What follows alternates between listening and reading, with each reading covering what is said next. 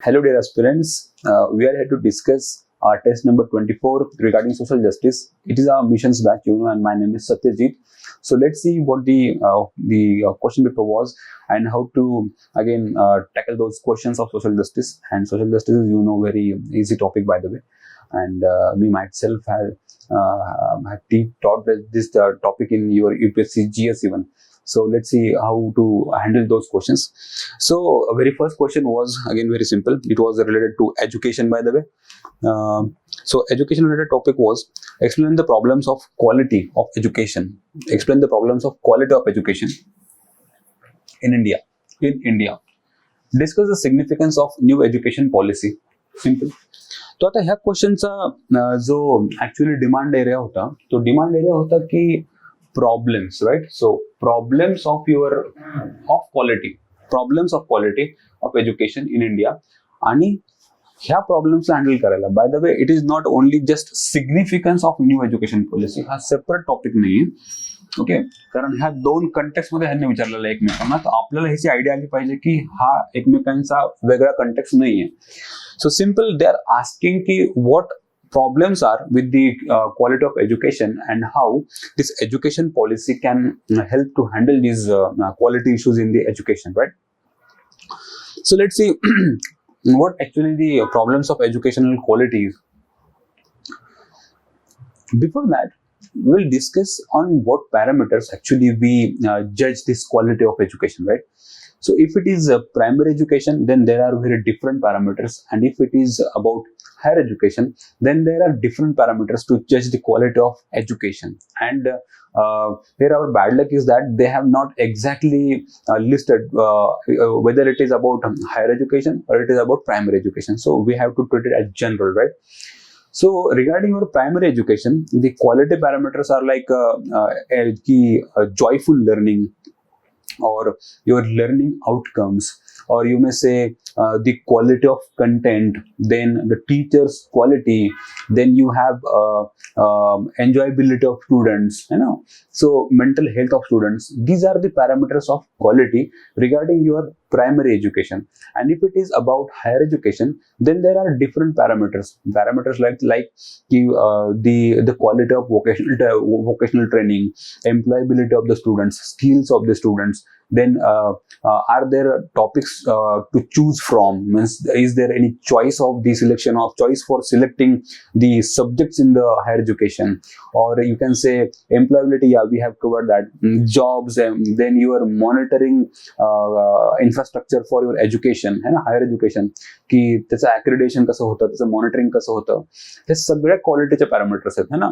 किंवा लेट्स से की इंडस्ट्रीज आणि दिस इन्स्टिट्यूशन्स ऑफ एज्युकेशन ह्यांचं कसं लिंकेज आहे, are they link with each other? किंवा ह्या higher education institutions are they actually providing the students with the exact industry demands of the education? So हे सगळे क्वालिटी पॅरामीटर्स आहेत. तर आपला इश्यू काय आहे की आपला क्वेश्चन असा आहे की we have to explain the problem of quality with in education in India, discuss in. So first part असा आहे की नेमका क्वालिटी ऑफ एज्युकेशन बद्दल आपल्याला बोलायचं आहे. सो आपण पण थोडं स्मार्ट राहू.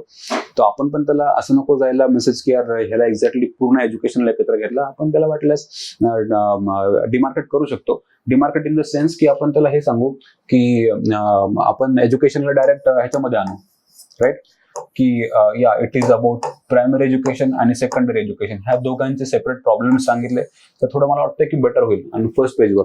सो की प्रायमरी एज्युकेशनचे जे हे आहेत पॅरामीटर्स, तर ते पॅरामीटर्स आहेत की, जस्ट अ सेकंड, प्रायमरी एज्युकेशनचे पॅरामीटर्स आहेत की first your quality of content,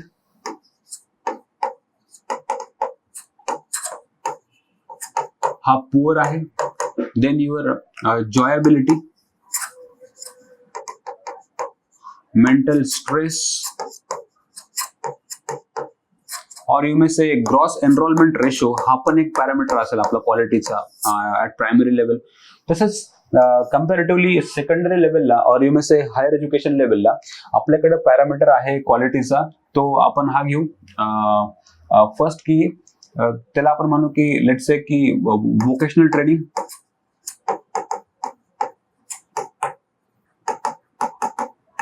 then your skills, employability, then you have academics to industry linkage,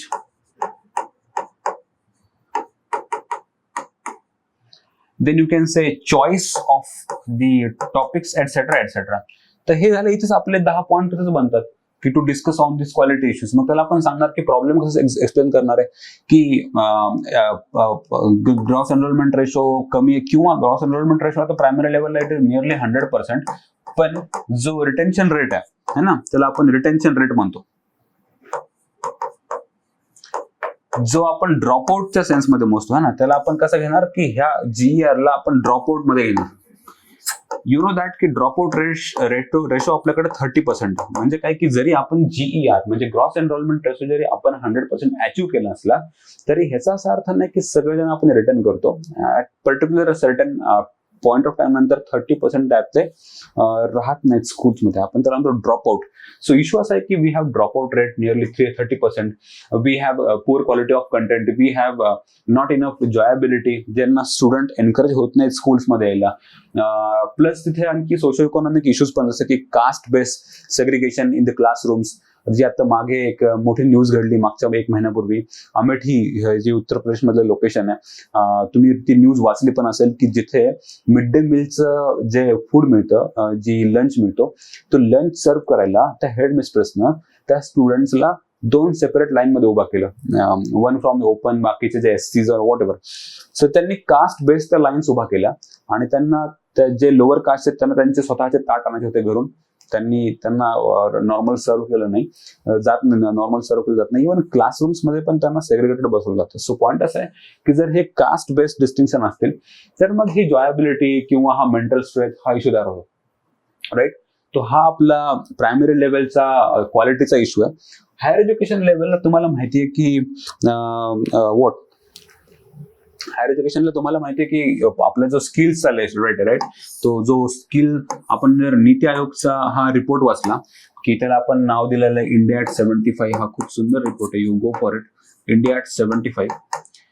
तर ह्या रिपोर्टचा डाटा काय सांगतो की जी स्किल्सचं पर्सेंटेज आहे, त्याला आपण म्हणतो formal skilling, the level of formal skilling, right, ती इंडियामध्ये ओनली 5.4%.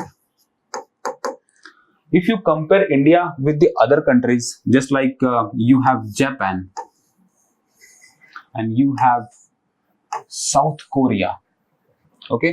So हे जे जपान आहे आणि साऊथ कोरिया आणि हे आहे इंडिया. कॅन यू इमॅजिन की ह्यांची फॉर्मल स्किलिंग किती असेल?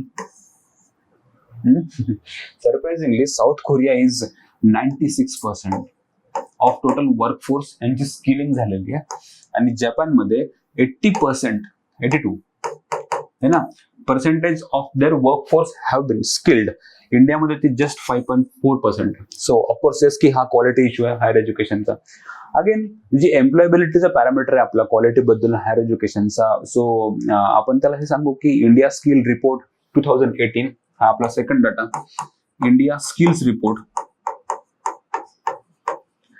तो काय सांगतो की 47% of the total graduates, 47% of total graduates हे एम्प्लॉयबल नाहीत, ते नोकरी देण्याच्या लायकीचे नाहीत, राईट. सो ग्रॅज्युएट्स हे एम्प्लॉयबल नाहीत. स्किल्स झालं, हे झालं. देन आपल्याला अकॅडमिक्समध्ये, हायर एज्युकेशनच्या अकॅडमिक्समध्ये आपल्याला चॉईसचा हे नाहीये, काय म्हणतात त्याला, एक फॉलोअप नाही की आपल्याला जे आवडतं ते टॉपिक घ्यायला किंवा आधीपासून म्हणजे मिडल स्कूलपासून आपल्याला वोकेशनल ट्रेनिंग दिलं जात नाही, ऑल. सो ह्याचा अर्थ काय होतोय की आपली quality of education he compromise होत चालली. तो it is about skills that is only 5.4%, it is about employability that is only 47%, and it is about workforce. मला तर लक्षात आलं की आपला डेमोग्राफिक डिव्हिडंड, तुम्हाला माहिती आहे की डेमोग्राफिक डिव्हिडंड हा 800 मिलियन वर्कफोर्स आपल्याकडे आहे आणि त्यातला जो वर्कफोर्स आहे तो just it is about only 5.4% skilled आणि त्यातलं पण 50% हे सेल्फ एम्प्लॉईड आहेत, 50% जे आहेत ते अनएम्प्लॉईड. आणि जो सगळ्यात इम्पॉर्टंट डेटा मला तुम्हाला शेअर करायचा आहे की इंडियाची इकॉनॉमी यातलं contribution he 93% of informal economy. NSS of 2014 data आहे की 93% of India's economy is informal. So तुम्हाला एज्युकेशन घ्यायला प्रोत्साहन मिळत नाही. मग का? कारण जर मी हायर एज्युकेशन घेऊन करणार काय, शेवटी मला तेच काम करायचं जे मी आता करतोय, आणि शेवटी मला तेच इन्फॉर्मल इकॉनॉमीत जायचंय, तेच मॅन्युअल लेबर करायचंय. सो मी का हायर एज्युकेशन मध्ये जाऊ? त्यामुळं हायर एज्युकेशन घ्यायला आपण डिस्करेज केलं जातं स्टुडंट्सला, आणि दॅट्स वाय हायर एज्युकेशनचा gross enrolment ratio is just 25%. Okay, so हा पण सगळ्यात इम्पॉर्टंट इश्यू आहे आपल्या क्वालिटीचा, की हा ड्रॉपआउट रेट हा खूप ह्यूज आहे. हायर एज्युकेशनचा GER is just 25%, right, as compared to the other developed countries. Now, so आपला हा टॉपिक असणार आहे की how this education policy, this new education policy हा प्रॉब्लेम्स ऑफ क्वालिटी सॉल्व्ह करायला हेल्प करेल.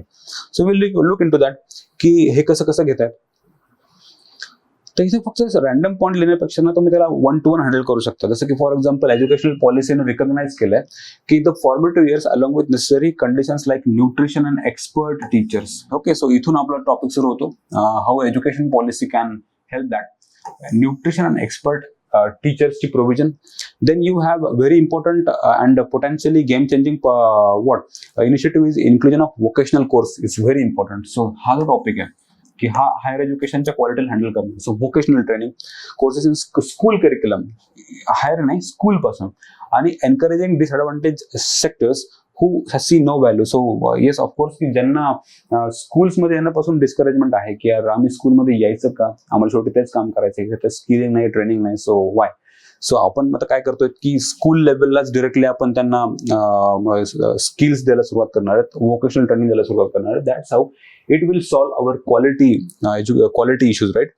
So then next topic जो आहे ह्या एज्युकेशन पॉलिसी मधली प्रोव्हिजन ती ही आहे की it has expanded the ambit of universal education, ज्यांना आता ग्रॉस एनरोलमेंट रेशो वाढेल.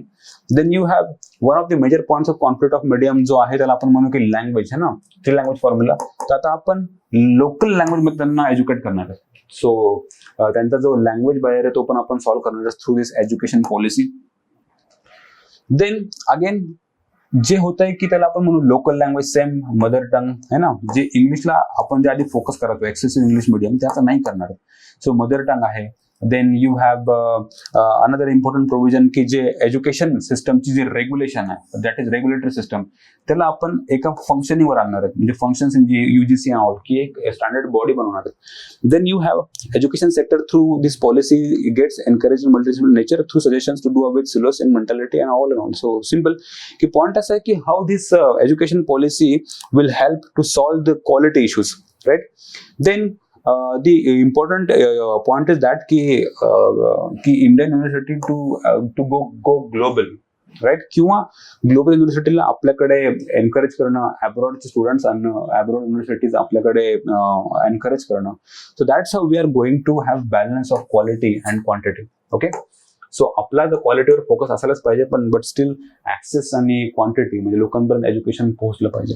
सो बेसिकली ह्या ज्या क्वेश्चनचा जो फील आहे तो फील असा होता की आपल्या एज्युकेशन सिस्टममध्ये कुठल्या कुठल्या प्रकारचे चॅलेंजेस आहेत, कुठल्या कुठल्या प्रकारचे प्रॉब्लेम्स आहेत, आपण त्याला कसं सांगणार. कंटेंटचा विषय सोडून आपण ह्याच्यावर बोलू की प्रॉब्लेम आपण सांगणार असे की प्रायमरी एज्युकेशनचे क्वालिटी इश्यू काय आणि हायर एज्युकेशनचे क्वालिटीचे इश्यू काय. दुसरा, एज्युकेशन पॉलिसी कशी हेल्प करू शकते हे प्रॉब्लेम सॉल्व्ह करायला. सिम्पल की हा जो प्रॉब्लेम आहे की करिक्युलम चेंज करणं, क्रॉस एनरोलमेंट रेशो वाढवणं, स्टुडंट्स त्यांच्या लोकल लँग्वेजमध्ये शिकवणं, त्यांचं क्रॉस एनरोलमेंट रेशो वाढवणं, त्यांचं इंट्रॅक्शन वाढवणं, प्लस एक रेग्युलेटरी सिस्टम चांगलं तयार करणं, अक्रेडिटेशन मॉनिटरिंग चांगलं करणं, एटसेट्रा एटसेट्रा. किंवा foreign quality education institutions and their expert teachers, we are inviting them through this educational policy recommendations. So हे सगळे पॉइंट्स आपल्याला we have to prove that की yes we are going to solve this issue of quality in education system, right. Then we have next question as question 2.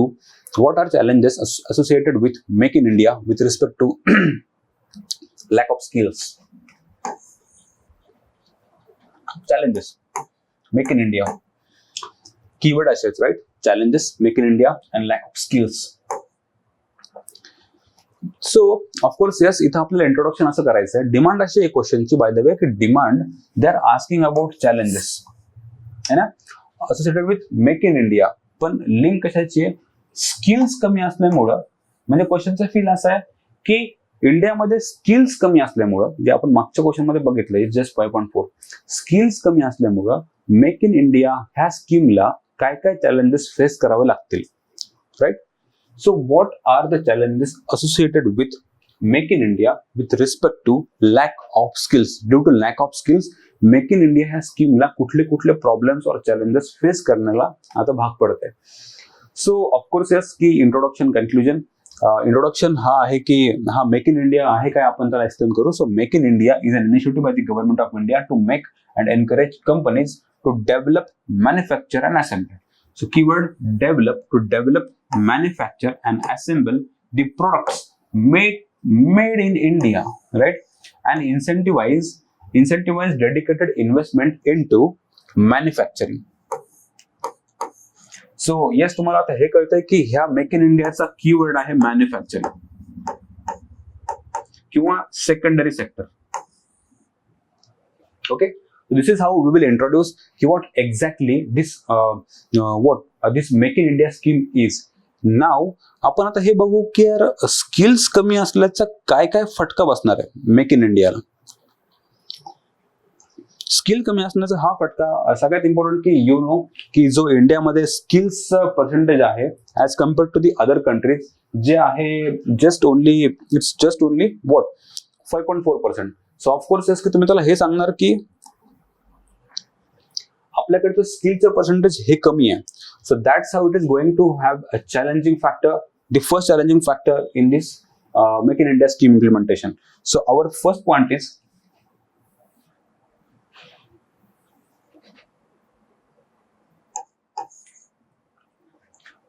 Poor skills, poor formal skilling.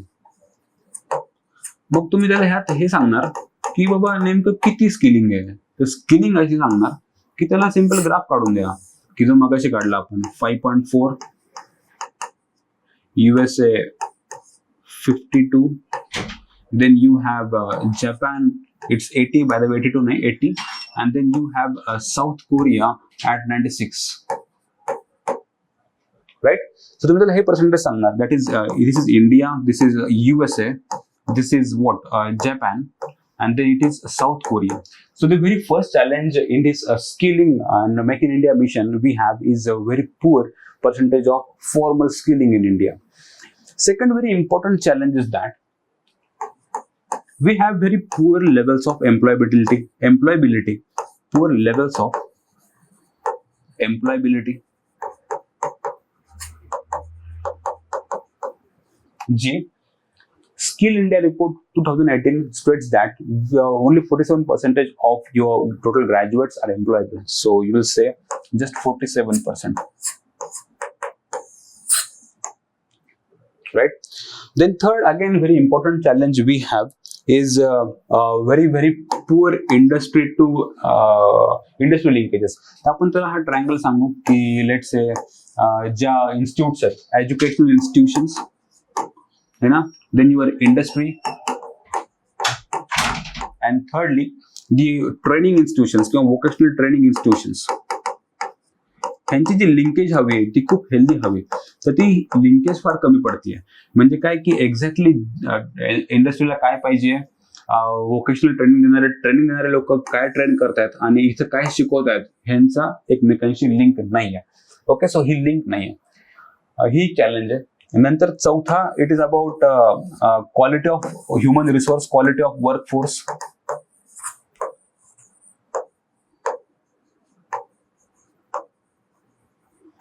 Workforce. त्याला आपण म्हणू की त्यांची health, त्यांचं education आणि त्यांची skilling level, right? So आपली जी क्वालिटी ऑफ वर्कफोर्स ही एक not optimum or it is sub optimum level, right? नंतर त्याला सांगाल तुम्ही की चॅलेंज आणखी अशी पण आहे की आपली प्रोडक्टिव्हिटी, दी वर्कर्सची productivity. I think it is fifth point, the productivity of workers. Productivity म्हणजे की तो वर्कर किती वेळात किती काम करतोय, किती प्रोड्यूस करू शकतो, किती क्वालिटीचं काम करू शकतो आणि किती क्वांटिटीचं काम करू शकतो. Yes, of course it is both about quantity and quality. You will surprise to know की जी इंडियाची प्रोडक्टिव्हिटी आहे, इंडियन वर्कर्सची productivity, it is just 1/3 of that of China's, right? 1/3 of China's. Again, तो आपलं वर्कफोर्स हा क्वालिटी वर्कफोर्स नाहीये. आणि जर क्वालिटी वर्कफोर्स नसेल, सो मला सांगा की मेक इन इंडिया हे सक्सेसफुल कसं बनू शकतं, राईट? देन आणखी तुम्ही त्याला हे सांगू शकता, लेट्स से की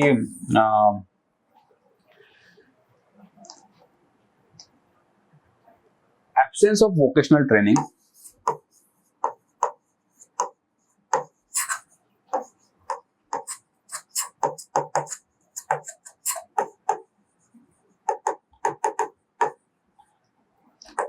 at higher education, or let's say secondary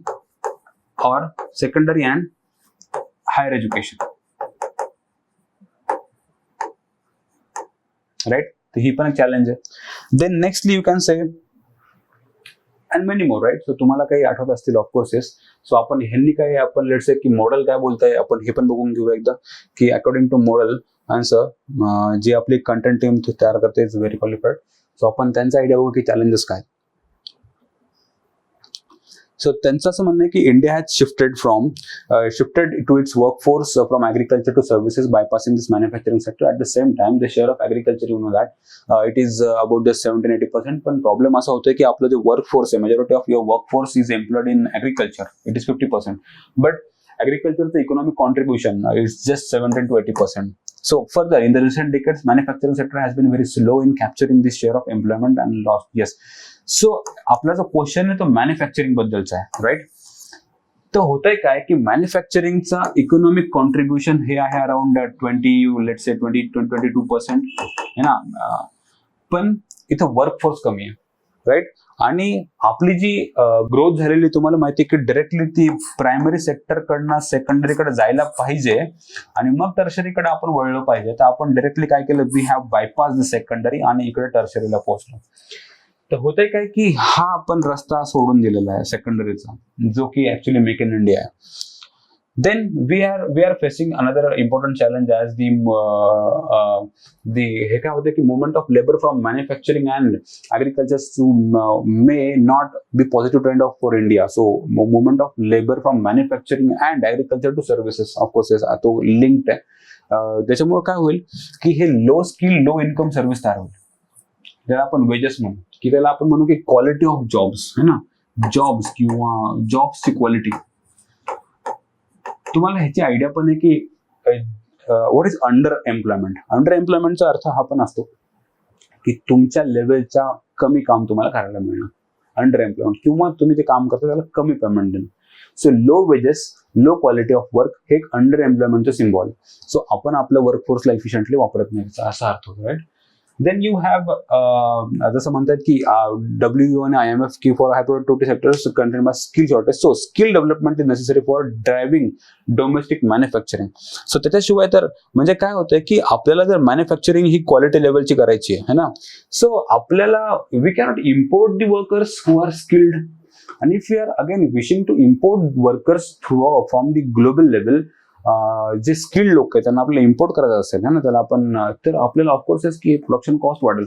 म्हणजे काय की आपल्याकडे जो डोमेस्टिक ह्युमन रिसोर्सचा पूल आहे तो खूप सफिशियंट क्वांटिटीमध्ये. फक्त प्रॉब्लेम असा होतोय की त्यांच्याकडे स्किलिंग नाहीये, त्यांच्याकडे टेक्निक नाहीये, त्यांच्याकडे एज्युकेशनची कमतरता आहे, त्यांचं हेल्थचे पॅरामीटर्स खूप सबऑप्टिमम, त्यांचे एज्युकेशनल लेवल पॅरामीटर्स खूप इश्यूज आहेत. देन अगेन सोशल लेवलला तुमचे कास्ट बेस्ड डिव्हिजन्स आहेत, तुमचे क्लास बेस्ड, तुमचे रिलिजन बेस्ड डिव्हिजन्स आहेत. सो हे सगळं काय करतं, it is hampering your manufacturing process. Ultimately it is hampering our make in India scheme, की मेक इन इंडिया स्कीमचं इम्प्लिमेंटेशनला हॅम्पर होत चाललंय. So this is the challenge, की ह्या सगळ्या चॅलेंजेस आहेत की ज्या मॅन्युफॅक्चरिंगच्या सेक्टरला हॅम्पर करतात. I hope okay. पण आपल्याला त्याला कन्क्लूड करताना सांगायचं की येस, की ही जी स्कीम बनलेली मेक इन इंडिया ही खूप पोटेन्शियल स्कीम आहे, की it will make India 5 trillion economy, of course. Yes. So its measures are not taken. If the measures are not taken by Indian government to improve FDI, so FDI पण वाढवलं पाहिजे आपण, and create favorable environment for the manufacturing sector. So हे एक distant dream राहील. त्याला असं म्हणू आपण की to achieve this dream of 5 trillion economy आपल्याला मॅन्युफॅक्चरिंग सेक्टरला स्ट्रेंथन करणं खूप आवश्यक आहे. But before that our work force need to be skilled, educated, healthy. Okay, that's how we will achieve this is end actually. आणि आपला जो means असणार आहे तो वर्कफोर्स, जो क्वालिटी वर्कफोर्स असणार आहे. सगळ्यात इम्पॉर्टंट की आपण स्वप्न बघण्याआधी आपला जो वर्कफोर्स आहे तो कसा आहे हे बघायला पाहिजे. आणि जर हे स्वप्न आपल्याला अचीव करायचं आहे तर आपल्याला तो वर्कफोर्स हेल्दी, एज्युकेटेड आणि स्किल्ड बनवावं लागेल. या, I hope okay. Now we have question number 3. What is a senior citizen and what are government schemes and initiatives towards the betterment of elderly population? So according to law, जर त्यांचं definition करायला गेलो, so who is attained age of 60 years and above त्याला आपण senior citizen म्हणतो. Age of 60. According to population census of 11, there are nearly 104 million, that is 10 crore, है ना, 10.5 crore, जे एक अराउंड, आय होप की ते अराउंड 8% च्या आसपास येतं total पॉप्युलेशनच्या.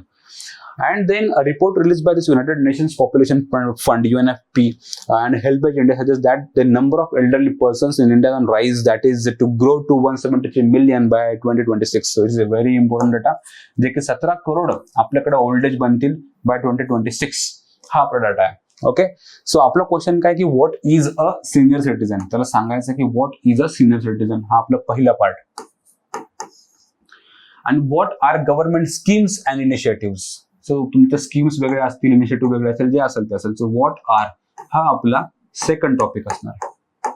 Okay, for the betterment of elderly population. Okay, so आपण त्याला डिफाईन केलं की हे काय आहे, कसं आहे, राईट. आणि 2-3 डेफिनेशन देऊन 2-3 डाटा सांगून त्याला समजून सांगितलं की what is a senior citizen, त्याला आपण म्हणू पार्ट 1. नाव अबाउट पार्ट 2, त्याला म्हणू की government schemes and initiatives towards betterment of this elderly. So yes, of course, the very first important scheme and initiative is National Policy for Older Persons. Okay, and the objective असे आहेत की to encourage individuals to make provisions for their own and their spouse during old age and all. So ही एक policy आहे, initiative. आपल्याला त्याला जास्त explain करायचा एवढा स्कोप नाहीये की 1 लाईन मध्ये हे व्हायला पाहिजे, 3-4 लाईनची गरज नाही, आपल्याकडे तेवढा स्पेस पण नाही. Then we have a second very important initiative called as the Indira Gandhi National Old Age Pension Scheme.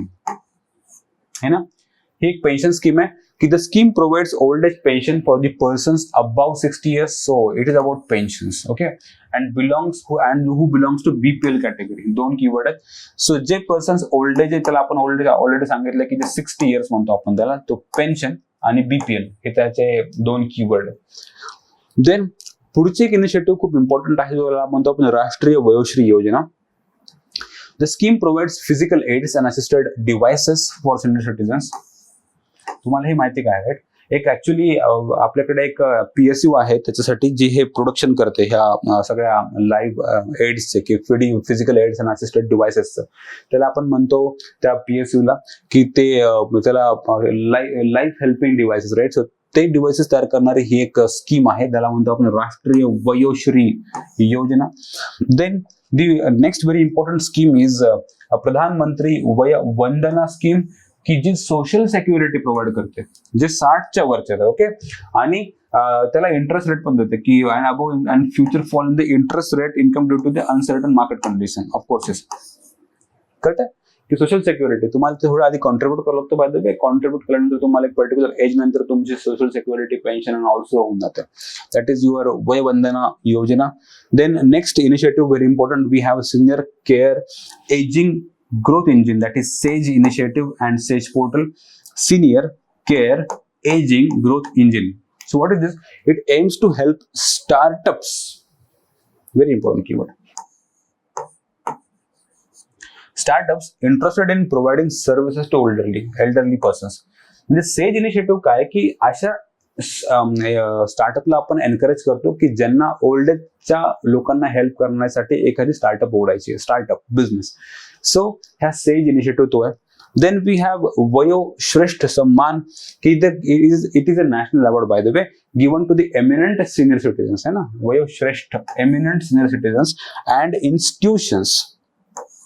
under various categories for their contributions in International Day of older older persons. So simple की it's not important but eminent senior citizens important आहे आणि institutions पण आहे. Then next initiative I hope is fine, right? हे government करतो, so गव्हर्नमेंटच्या बद्दल आपल्याला फक्त लिमिट करायचं आहे.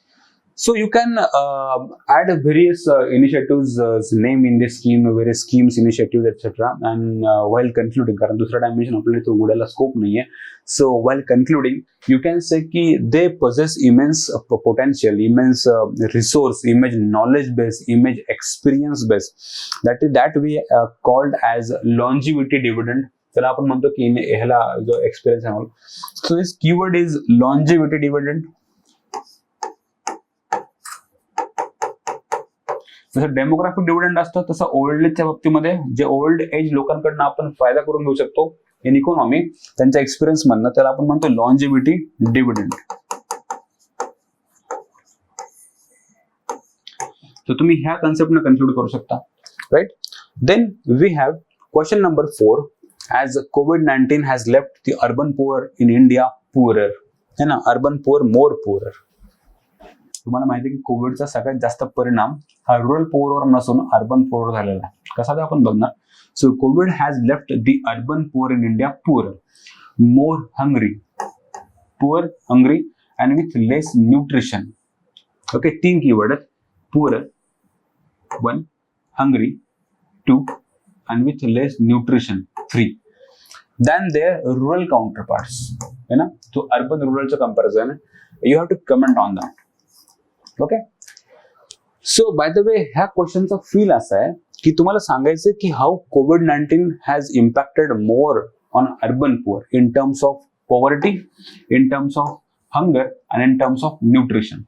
3 टर्म्स मध्ये की अर्बन पुअरला त्यांच्या इकॉनॉमिक सिच्युएशनला कसा फटका बसलाय, त्यांच्या हंगर लेवलला आणि त्यांच्या न्यूट्रिशन लेवलला, है ना.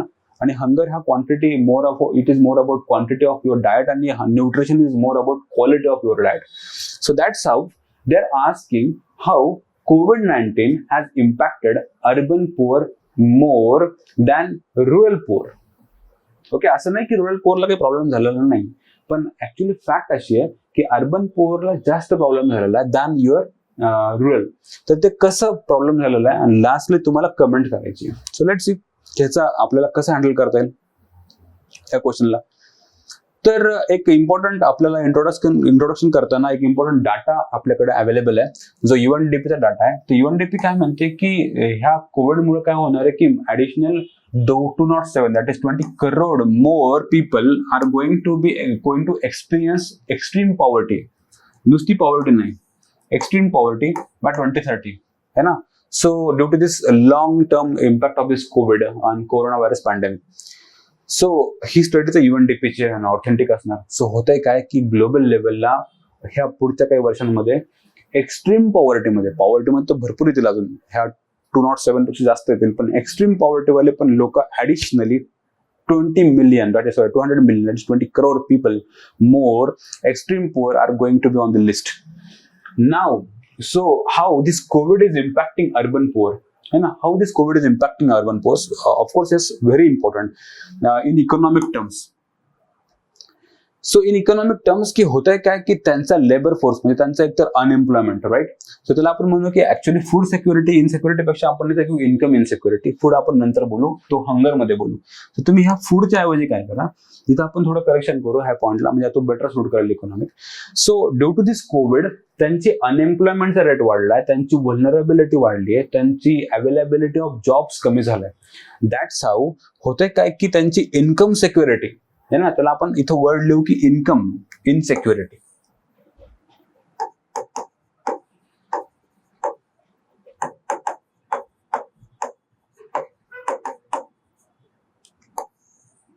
Okay, income insecurity has prompted more people to enter labor force. Of course, yes, labor force.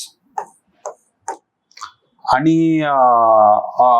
Labour force तर वाढत चाललं, म्हणजे लोकांना कामाची गरज आहे, इन्कम इनसेक्युरिटी, की आज माझं म्हणजे मला काम अवेलेबल नाहीये, किंवा मला खायला पैसे नाहीयेत, किंवा माझा जुना जो जॉब होता तो गेला, आता माझा दुसरा जॉब शोधायचा आहे. असं करत करत काय होतंय की इन्कम इनसेक्युरिटी, पैसेच कमी पडतोय म्हणून जास्त लोक कामात इन्व्हॉल्व होतात किंवा काम मागतायत, डिमांड वाढली, राईट. नेक्स्ट त्या ऑल्सो की चाइल्ड लेबर पण वाढत चाललंय.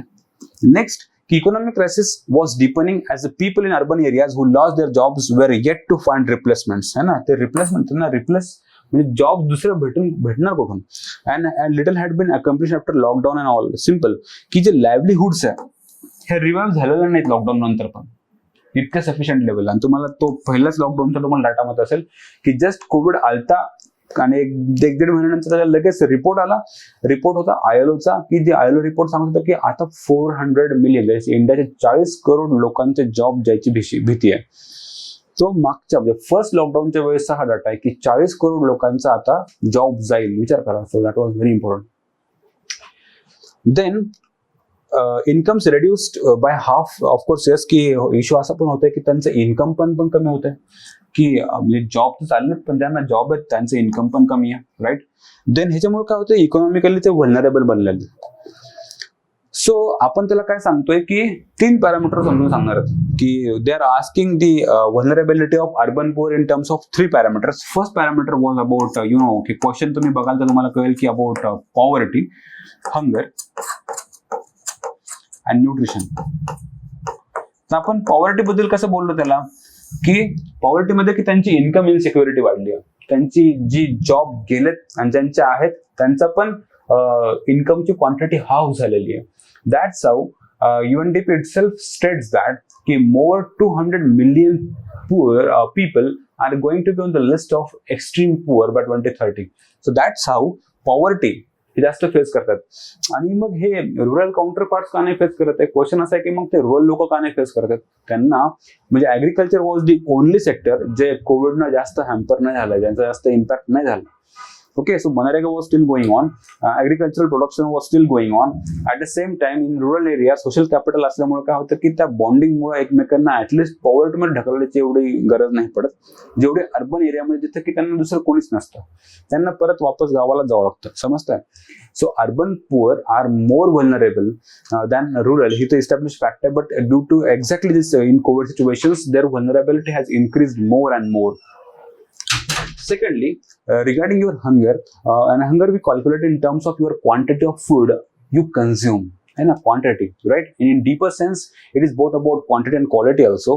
But in hunger, we calculate your quantity. So, झाले काय की this public distribution system was not functioning at its very optimal quality levels.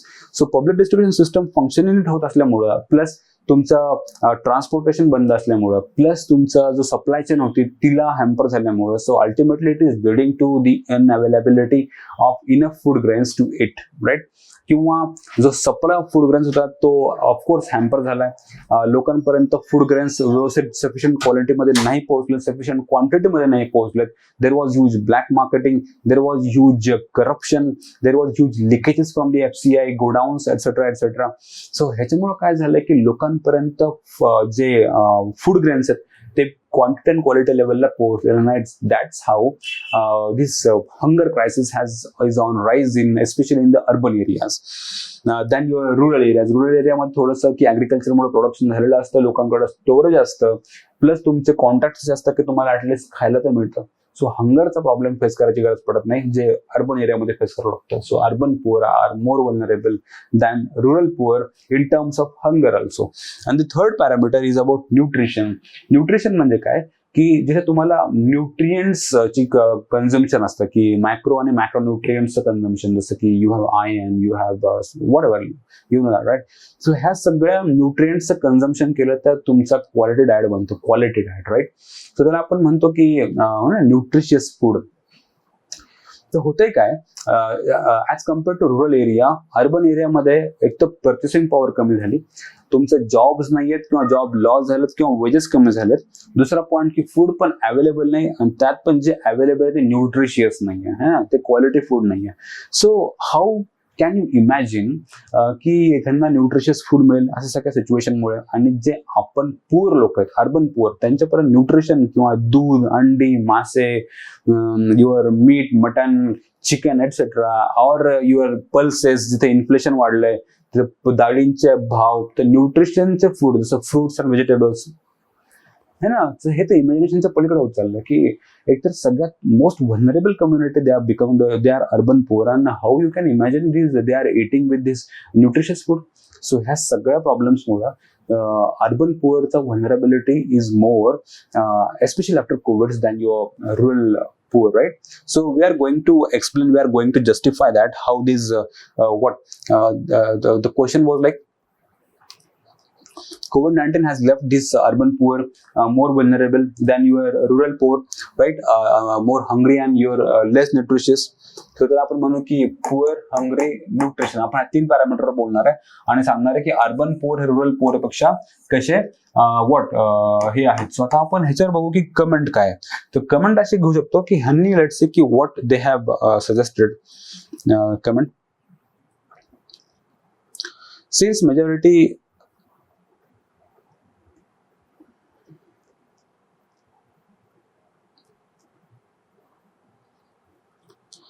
So I think okay, so we will discuss by our own thought process की ह्याचं comment actually हवी काय होती. So मला वाटतं की तुम्ही ह्याला हँडल तर केलं असणार, बट स्टील तुम्ही आपण आयडिया शेअर करू शकतो की जर माझ्या जजमेंटने गेलो सर, जर क्वेश्चन बघितला की क्वेश्चन असा आहे की keyword is about rural poverty, urban poverty कशी मोर एक्स्ट्रीम आहे दॅन युअर रुरल पॉवर्टी, आणि specially in the Covid times. So comment अशी असायला हवी होती in the solution oriented manner ki you know that now you are focusing like who is the most vulnerable community in this COVID, so it is urban poor. So comment अशी असायला हवी होती की urban पुअरला आपण पहिला target करायला पाहिजे, पहिल्यांदा टार्गेट त्यांना करायला पाहिजे, राईट? की target in sense of the social security आपण त्यांच्यापर्यंत लवकर पोहोचू. त्यांच्यापर्यंत 3 गोष्टी. क्वेश्चन काय की पॉवर्टी, फूड सिक्युरिटी म्हणजे hunger, and your what nutrition. So why not to ensure their purchasing power, minimum purchasing power. We can ensure their quantity of the food consume. We can ensure the quality that food they consume. म्हणजे काय की हे 3 जे problems आहेत about poverty, hunger and your nutrition, आपण हे 3 problem solve करू एखाद्या डिफरंट मेकॅनिझमनं, एस्पेशली फॉर अर्बन पुअर. तर कमेंट अशी हवी होती की our first target should be your urban poor, especially in these 3 areas. The first area will be your income security, second area will be your this hunger quantity, and tisra about quality, that is nutrition. So as a solution for, let's say for example, can we go for Manarega for urban areas for very trial basis, short time basis, until this economic recovery happens after COVID. So yes, we can even move that idea, right? Now question number 5 is about child labor. Child labor deprives children of their right to go to school and reinforce this intergenerational cycle of poverty. Comment. So question असा आहे की children आणि intergenerational cycle of poverty म्हणजे काय की जर एखादा child हा स्कूलमध्ये नाही गेला किंवा तो एज्युकेशन त्याने नाही घेतलं, तर होतंय काय की एज्युकेशन नसणं, लॅक ऑफ एज्युकेशन,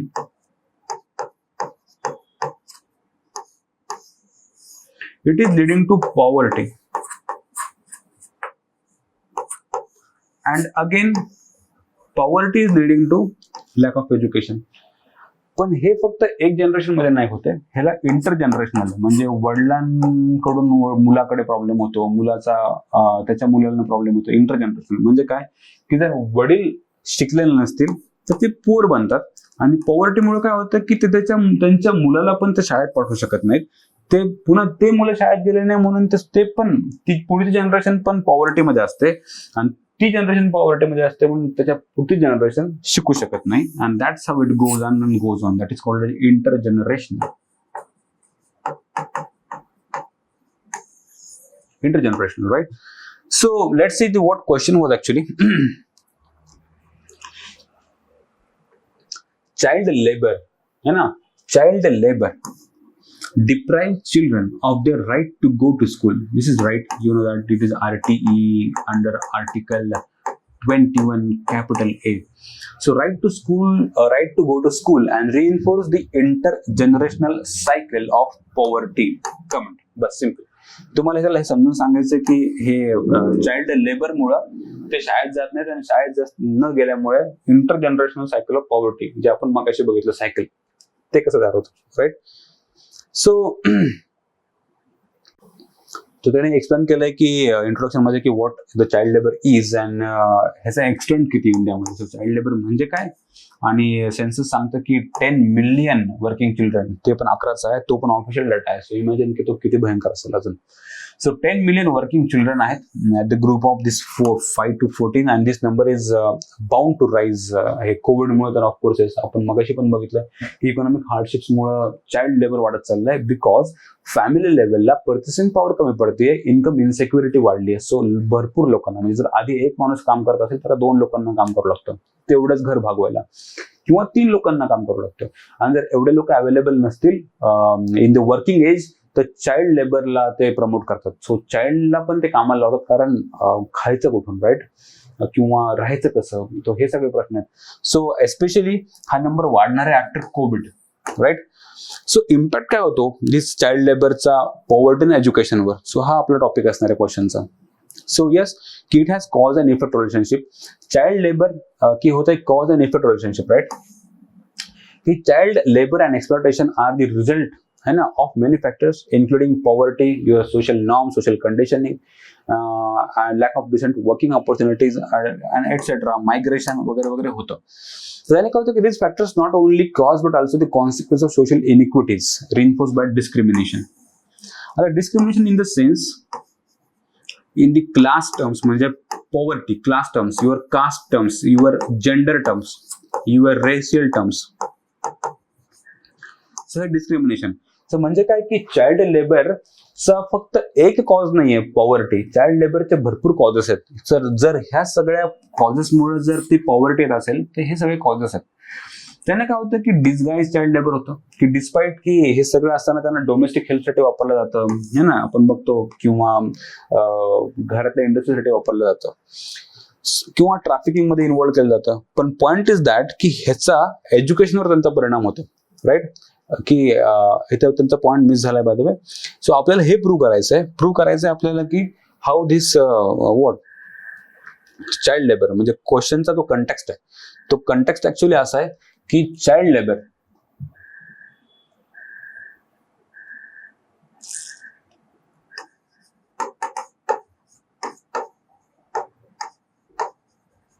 ह्यानं काय होतं की they are deployed from the right to education और lack of education.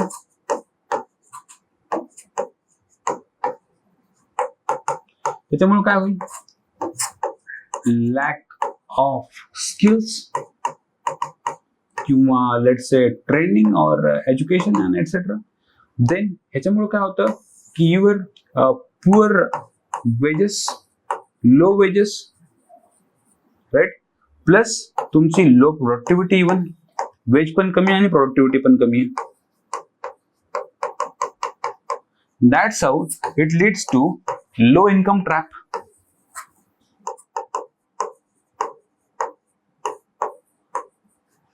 Low income trap मुळे काय होतं की ते जातात पॉवर्टीमध्ये. पॉवर्टीमुळे काय होतं की त्यांचे चिल्ड्रन, पुढचे जनरेशन पुन्हा child labour. That's how it goes on. Child labour, lakh of education, skill नाही, ट्रेनिंग नाही, प्रोडक्टिव्हिटी कमी आहे, वेजेस पण कमी आहेत, आणि इन्कम इनसिक्युरिटी किंवा अनऑर्गनाइज सेक्टरमध्ये, म्हणून त्यांचा लो इन्कम तयार होतं. लो इन्कम मुळे काय होतं की पॉवर्टीकडे जाऊ शकतात, ते कधी व्हलनरेबल असतात. पॉवर्टीमुळे पुढची जनरेशन चाइल्ड लेबरमध्ये उतरते. तर त्याला हे एक्सप्लेन करायचंय. आणि कमेंट करताना त्याला काय सांगायचंय, त्याने विचारलं कमेंट. सो कमेंट करताना आपल्याला सांगायचंय की त्यांनी जो कीवर्ड वापरलाय, there is right. So right to, तर आपण म्हणू की right to education, that is RT21 capital A. ह्याच्याबद्दल आपल्याला बोलावं लागेल की we have to ensure this right because this is fundamental right. पण हा फंडामेंटल राईट आपल्याला एन्श्योर कसं करता येईल आणि चाइल्ड लेबरची सायकल ब्रेक कुठं करता येईल? तर ब्रेक करण्यासाठी सगळ्यात इम्पॉर्टंट आहे की आपल्याला त्या चाइल्डच्या फॅमिलीला इकॉनॉमिकली एम्पॉवर करणं आवश्यक आहे. इकॉनॉमिकली फायनान्शियली एम्पॉवर किंवा सेफ करणं, त्याची इन्कम सिक्युरिटी सेफ करणं, जेणेकरून तो त्याच्या मुलाला कामाला लावणार नाही. ऍटलिस्ट आपण ते सायकल इथं ब्रेक करणार. म्हणजे आपण बोलत नाही की we are not talking about की getting that family out of poverty. It's not the exact solution. Actually solution is we have to increase the purchasing power of that family to such extent that they will not involve that child into the child labor, right? So how we will do that? We can involve various panchayats, various NGOs, etc., who can give very quality employment to them, to that particular family which has been targeted. You can say we can raise their wages, we can etc., etc. So simply ultimate objective is that we have to increase the purchasing power of that family. So that should be the conclusion. It can what it can lead to, it can lead to the enshrinement of this Article 21A of this fundamental right of the children who actually get deprived from their rights of this education, right? So this is how the question number 5 was. We'll discuss question number 6. Let's see what the question number 6 is. The question number 6 is critically examine various central government schemes for economic, social, educational, health and overall development of ST communities. Okay, so point is की critically examine the schemes. आपल्याला सांगितलं नाही की schemes list करा. Examine the schemes. That means you have to analyze the performance. You have to analyze the implementation. है ना? You have to analyze the design of those schemes. कि to what extent they are functioning in good manner. To what extent they are lacking in this their implementation, etc., etc. Right? So simple. You have to critically examine various central governmental schemes, not state, central governmental schemes for economic, socio-educational. So याचं structuring कसं असायला हवं होतं actually की simple याचं structuring असं असेल की ती डिमांड आहे ना स्कीम्सची अनालिसिस,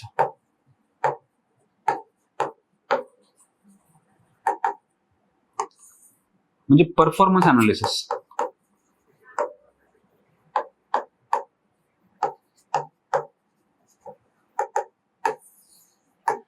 राईट, म्हणजे की ज्या स्कीम्स आहेत त्यांची सक्सेस किंवा है ना अचिव्हमेंट्स काय आहेत, हे आहेत 30% तुमच्या टोटल बॉडीच्या, आणि ह्यांचे फेल्युअर्स किंवा लिमिटेशन्स किंवा issues with this implementation. Limitations की हे इम्प्लिमेंट का होत नाही व्यवस्थित, है ना, काय इश्यू काय, चॅलेंजेस काय, काय प्रॉब्लेम्स काय. सो 70% हे काम पाहिजे. और ह्याला म्हणून आपण 60% ह्याला घेऊ आणि 10% जे ते ह्याच्यामध्ये देऊन टाकू की त्या स्कीम्स आहेत काय नेमक्या, है ना. म्हणजे सिम्पली की आपण त्याला सांगणार की इंट्रोडक्शन करणार की बाबा शेड्यूल्ड ट्राईब्स म्हणजे काय. देन बॉडी पार्ट मध्ये आपण त्याला सांगणार की यार ह्या स्कीम्स कुठल्या आहेत. पहिला हा पार्ट राहील की एक दोन चार स्कीमचे नाव लिहिले स्कीम्स, त्याला आपण 10% वेटेज देऊ बॉडीच्या. देन सेकंड पार्ट असणार आहे आपला की त्यांच्या achievements, to what extent they are performing in good manner. त्यांचं पर्सेंटेज आपण लेट्स से 30% घेऊ. अँड देन जो थर्ड क्रिटिकली एक्झाम आहे ना, क्रिटिकली तो थोडा निगेटिव्ह टोन आहे क्वेश्चनचा, तो टोनिंग आपल्या आन्सरची पण निगेटिव्ह मोर.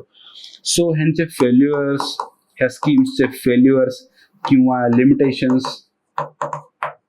किंवा इश्यूज दे आर फेसिंग, जे तुम्हाला डाटा लिहायचं तसं घ्या, त्याला आपण 60% घेऊ. And then we will conclude as a way forward की ह्याला सॉल्व्ह कसं करता येईल आपल्याला हे इश्यूज ना, कारण जो क्वेश्चन आहे तो issue oriented, right. So way forward. So introduction मध्ये आपण करतोय की शेड्यूल्ड ट्राईबचे डेफिनेशन आणि त्यांचं पर्सेंटेज इन पॉप्युलेशन. सेकंडली त्या स्कीम्स कुठल्या कुठल्या आहेत, त्यांचे अचिव्हमेंट्स काय आहेत, त्यांचे फेल्युअर्स काय आहेत आणि त्यांचं वे फॉरवर्ड काय. ह्याला आपण म्हणतो की critical examination. By the way, what is examination?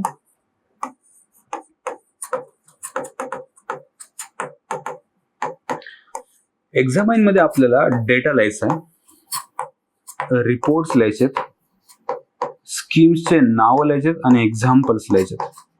म्हणजे एक्झाम्पल इन सेन्स की ज्या स्कीम्स बद्दल आपण बोलणार, जसं फॉर एक्झाम्पल आपण म्हणू की there is a lack of infrastructure in the implementation of the schemes, है ना.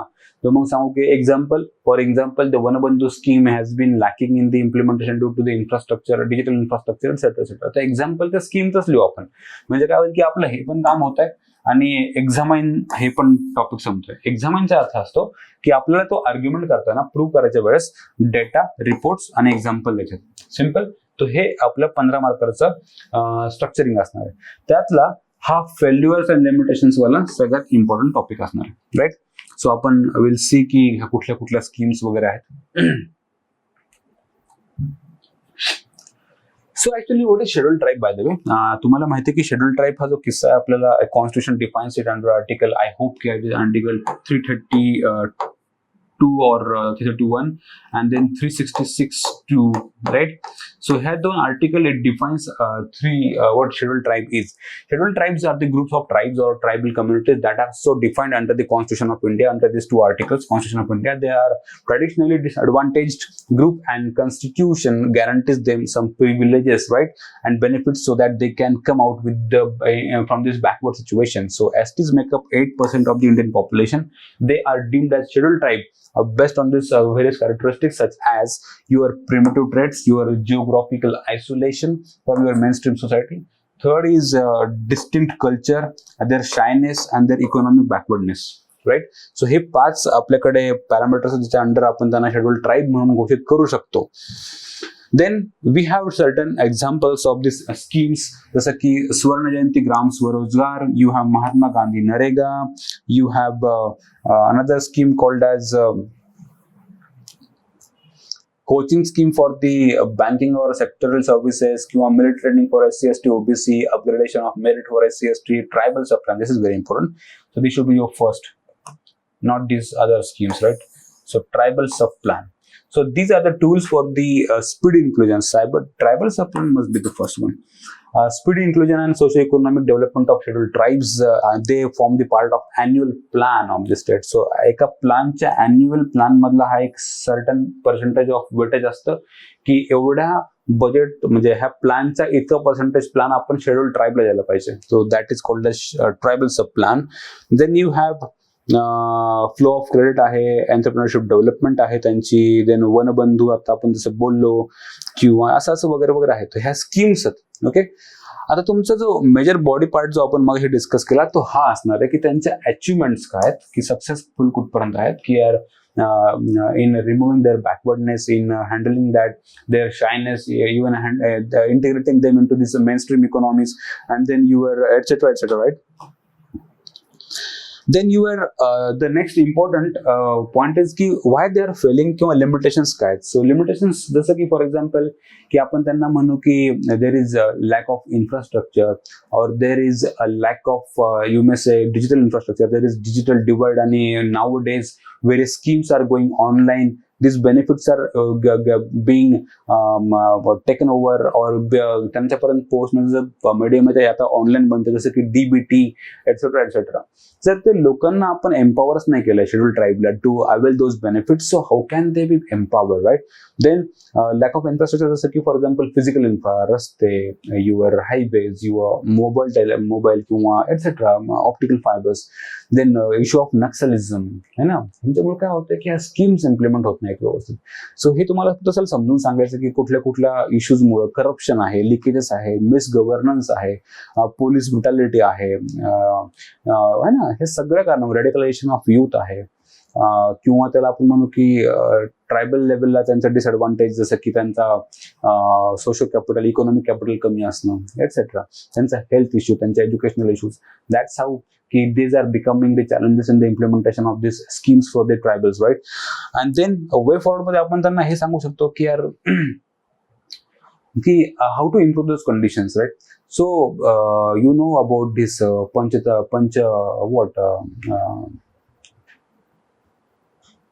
I'm really sorry, I'm just not recalling that. Panchashil, sorry. Yeah, so Nehru came out with this Panchashil Tattva, right?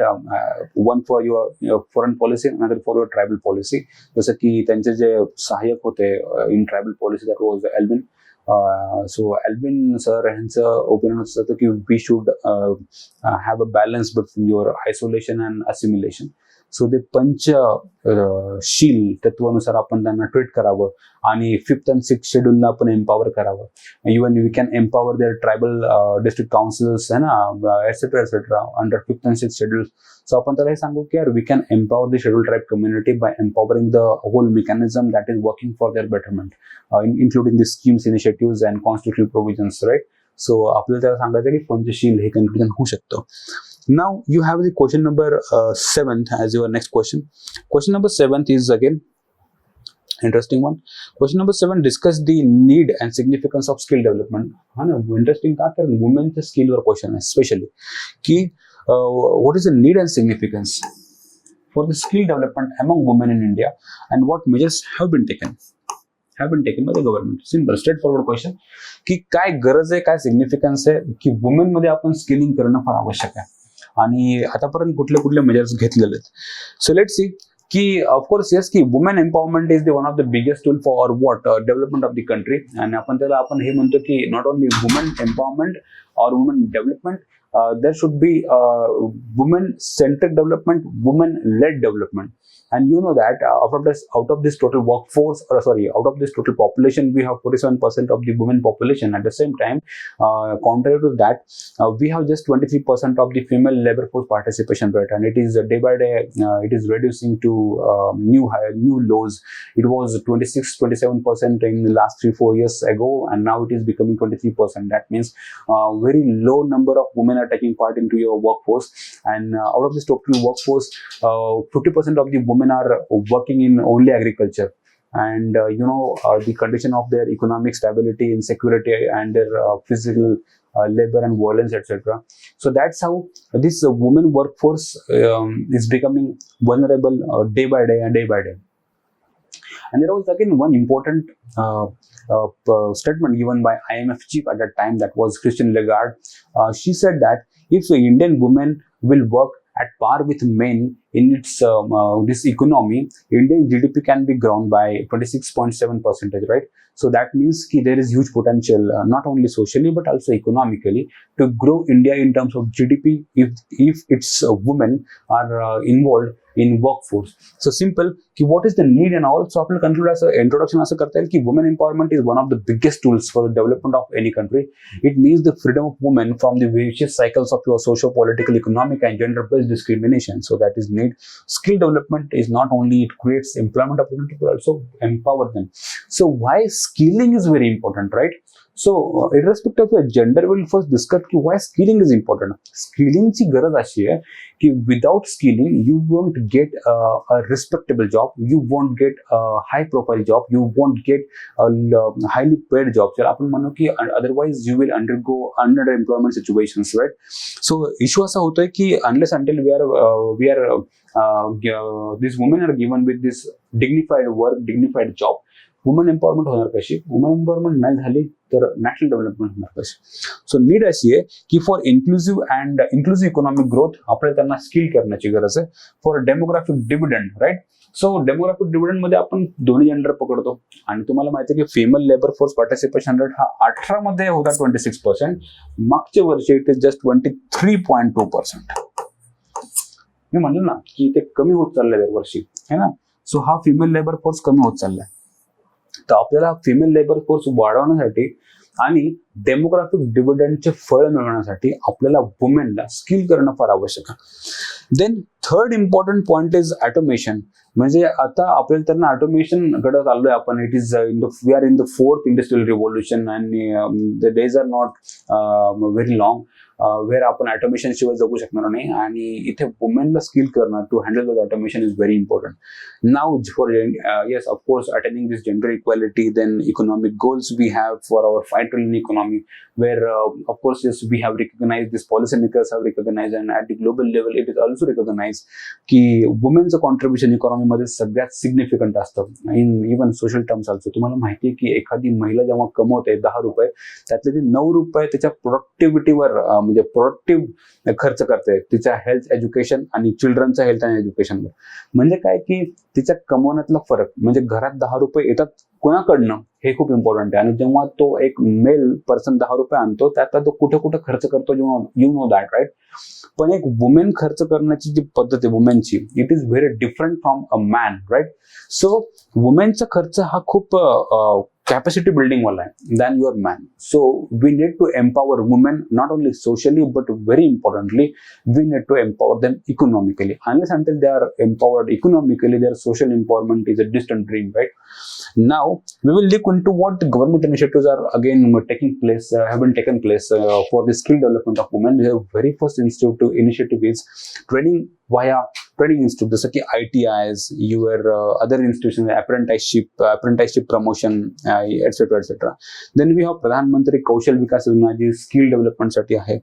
नंतर we have skill India mission of course yes. Then we have recognition of prior learning scheme, ज्याला आपण म्हणतो की national skill framework क्वालिफिकेशनच्या under है ना. Qualification फ्रेमवर्कच्या under आपण त्यांना RPL देतो, म्हणजे की त्यांच्या मागच्या स्किल्स आपण रिकॉग्नाइज करतो. Then national skill development and policy, you have Pradhan Mantri Mahila Kaushal Kendra. Then you have entrepreneurship initiative जसं की skill India, Mudra India, stand up India है ना. Skill India, stand up India, Deendayal Upadhyay Kaushal Vikas Yojana आहे ना, ऑल एंड ऑल. सो हा खूप factual question होता. So आपल्याला ट्रेनिंग पॉलिसी चांगली करण्याची गरज आहे, ऍक्सेसिबिलिटी वाढवण्याची गरज आहे, त्यांची वर्किंग प्लेस सेफ बनवण्याची गरज आहे, जेंडर इन्क्लुसिव्ह, जेंडर इक्विटेबल बनवण्याची गरज आहे. So removing social biases, data employment opportunities देणं etcetera. So that was about question number 7. Question number 7 was about what is the need for this development of skills among women, है ना. आणि आपण त्याला argue करतोय की हे skills social empowerment, economic empowerment of women ह्यासाठी खूप इम्पॉर्टंट आहे. आणि वुमेन एम्पॉवरमेंट हा आपला नॅशनल डेव्हलपमेंटचा एक इम्पॉर्टंट पिलर असणार. मी तर म्हणतो किंवा मेजर पॉलिसी मेकर्स म्हणतात की जे फ्युचर आहे इंडियाचं किंवा पूर्ण ग्लोबचं हे it will be led by women right. So जे नेक्स्ट फ्युचर आहे that will be led by, that development will be led by women. So आपण त्याला कन्सेप्टला नाव दिलं की वुमेन सेंट्रिक नाही, women led development. Not only women centric but also women led development right. So I hope it is okay की त्याला need आणि सिग्निफिकन्स सांगितलं आपण की ह्यांना स्किल करणं का गरजेचं आहे, खूप इम्पॉर्टंट का आहे आणि आपण ते कसं कसं करतो आणि अजून काय करायची गरज आहे. That's it, simple. Now the question number 8 is about even after having a number of schemes to address malnutrition remains a mighty challenge for India and you have to discuss that. म्हणजे काय की पहिल्यांदा त्याला हे सांगायचं की आपल्याकडे कुठल्या कुठल्या स्कीम्स अवेलेबल आहेत मालन्यूट्रिशनला, आणि हे असून सुद्धा मालन्यूट्रिशन अजूनही एक्झिस्टंट काय, म्हणजे काय की हे स्कीम्स का वर्क करत नाहीयेत राईट. General concept. पण आपल्याला फक्त स्पेशलाइज लिहायचं की त्याला, म्हणजे आपल्याला ही टॉपिक क्लिअर पाहिजे की the schemes and initiative for the vulnerable sections and issues in their design, implementation and functioning and their performance. हे तुझं टॉपिक आहे सिलेबसचा. तो ह्या स्कीम्स कुठल्या कुठल्या आहेत आणि ते का फंक्शन करत नाहीयेत हे तुम्हाला विचारलं. So yes, answer should be like the Food and Agriculture Organization FAO estimates that there are 194.4 million people in India. That is about 14.5% of total population who are undernourished. India ranks, of course, yes, 102nd, जे आता ह्या वर्षी 101 आहे out of 116 countries in Global Hunger Index. Even after a bunch of policies and targeting mall nutrition, जसं की आपण त्याला म्हणू ICDS किंवा नॅशनल न्यूट्रिशन पॉलिसी किंवा MDM स्किल किंवा your national nutrition mission also, माल न्यूट्रिशन हे अजूनही चॅलेंजिंग आहे, अजूनही प्रेझेंट आहे. ओके, सो वाय आपण हे बघू की यार हे का बरं आहे. आपण त्याला हे फॅक्टने समजून सांगितलं की बाबा FAO हे म्हणतंय हंगर इंडेक्सचा हा रँक आहे आणि तुमच्या ह्या पॉलिसीज आणि ह्या स्कीम्स अवेलेबल आहेत, तरीही आपल्याकडे माल न्यूट्रिशन आहे. So why? We'll look into that. So reason being, the first reason is a changing dietary habits. की focusing on wheat and rice has led to, म्हणजे malnutrition is about nutrition, right? It is about nutrition, malnutrition. म्हणजे एक तर over किंवा कमी है ना, की त्याला आपण म्हणू की एकतर ओव्हर झालं तर ते डायबेटिक किंवा त्याला आपण म्हणू की फॅटी है ना, आणि दुसरं झालं तर तो लाईक वेस्टिंग अँड स्टंटिंग मध्ये. म्हणजे काय की नरिशमेंट जर चांगलं झालं नाही, नर्चरिंग, त्याला आपण म्हणू in terms of nutrition. So that leads to malnutrition. So इंडियामध्ये काय होतं की हॅबिट्स ज्या डायटरी हॅबिट्स आहेत त्या अनहेल्दी बनत चालतात. म्हणजे आपण न्यूट्रिशन पेक्षा क्वांटिटीला फोकस करत चाललोय in terms of your wheat and rice. So focusing on the wheat and rice has led to the lower production and consumption of indigenous grains like millets, fruits, vegetables, milk, etc. त्याच्यामध्ये nutrition असतं. Secondly पॉवर्टीमुळे फक्त आपण क्वांटिटीवर focus करतो, न्यूट्रिशनवर focus करत नाही. Then sanitation and hygiene सगळ्यात मोठा problem. त्याच्यामुळे होतात डिसीजेस है ना, हायजीनमुळे की वॉटरबॉर्न डिसीजेस. ह्याच्यामुळे पुन्हा again your lead to acute malnutrition.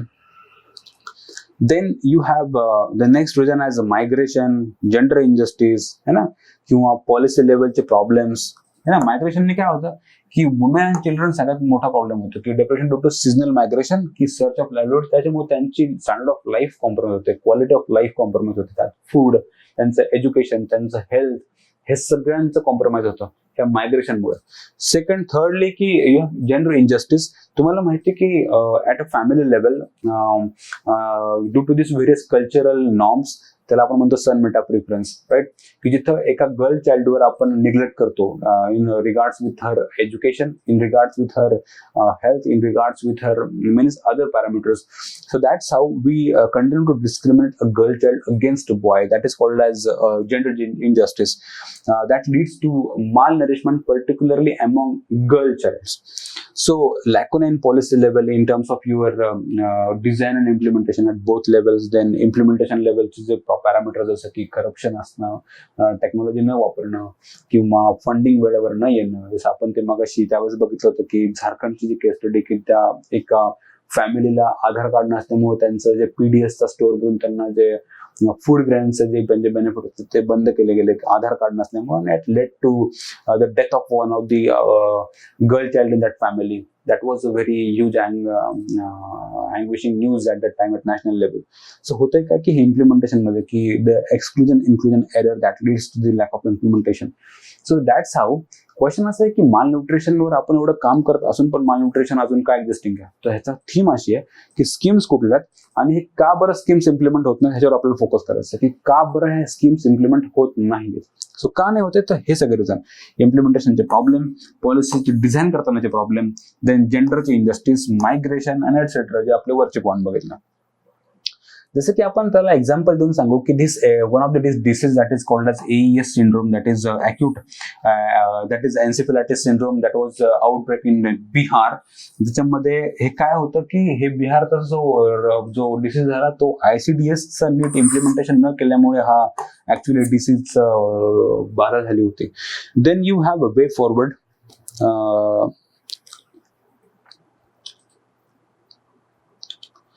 की आपण so how to just then control that, or how to just reform this situation, right? We can just recommend की मल्टी सेक्टरल अप्रोच आपण जायला पाहिजे. मल्टी सेक्टरल अप्रोचने की जसं की sustaining improvements across the malnutrition indicators in the states of India will require integrated nutrition policies. जसं की at the level of drinking water, at the level of open defecation, at the level of women, at the level of agri productivity, food security, ह्या सगळ्या लेवल्सवर आपण जर काम केलं तर न्यूट्रिशनचा issue solve होईल. Then it's about good governance even, and it's about nutritional services even, आणि promoting education of women. आणि हे जे पोषण अभियान, हे सगळे जे स्कीम्स आहेत त्याला आपण म्हणू की न्यूट्रिशन फ्री इंडिया ह्याचा जो मोटिव्ह आहे. सो आपण हे रिकमेंड करू की जे सध्याचे जे न्यू इनिशिएटिव्ह आहेत अबाउट दिस पोषण अभियान, न्यूट्रिशन, वुमेन्स एज्युकेशन एटसेट्रा, हे सगळ्यांचं जर आपण मल्टी अप्रोचने गेलो की multi dimensional approach, multi sectoral approach, तो we can solve the issue of malnutrition in India in very recent times, right? So now decentralization, diversification, मनरेगाचे wages and all, very general points. GS2 SDG 2 is about zero hunger, and SDG 3 is about good health and well-being, right? So of course हा way forward ह्याच्यावर focus करण्याचा question हा नव्हता actually, इतका मोठा focus नाही हवा, कारण ह्याच्यावर डायरेक्टली असं विचारलं नाही की यार how to solve this issue. पण ॲज अ कन्क्लुजन म्हणून आपण 2-3 पॉईंट लिहिणं नक्कीच योग्य आहे. पण पूर्ण पेज भरून जर वे फॉरवर्ड लिहायचं असेल तर I won't suggest it, because they have directly ask you to say what measures should be taken or what should be the way forward. They have not directly asked. That's why we can go in the form of conclusion, where we can just include 2 to 3 points as a conclusion, right? Now the question number 9 is the private sector in the healthcare sector can play a pivotal role in achieving United Nations SDGs examined. So here keywords we have, the first keyword we have private sector in healthcare. pivotal role in achieving SDGs. त्याचा role काय असणार आहे? Pivotal role, right? Pivotal by the way, not only role. So first of all आपण हे बघू की यार काय काय ह्या डाटा आपल्याला इथे इन्व्हॉल्व करता येईल. जसं की SDG 3 deals with this health, हा पहिला आपला इन्फॉर्मेशन आहे. आणि प्रायव्हेट सेक्टर बद्दल जर तुम्ही बोलत असाल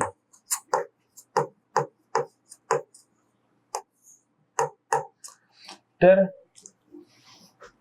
85% of the total doctors आणि 65% of the total beds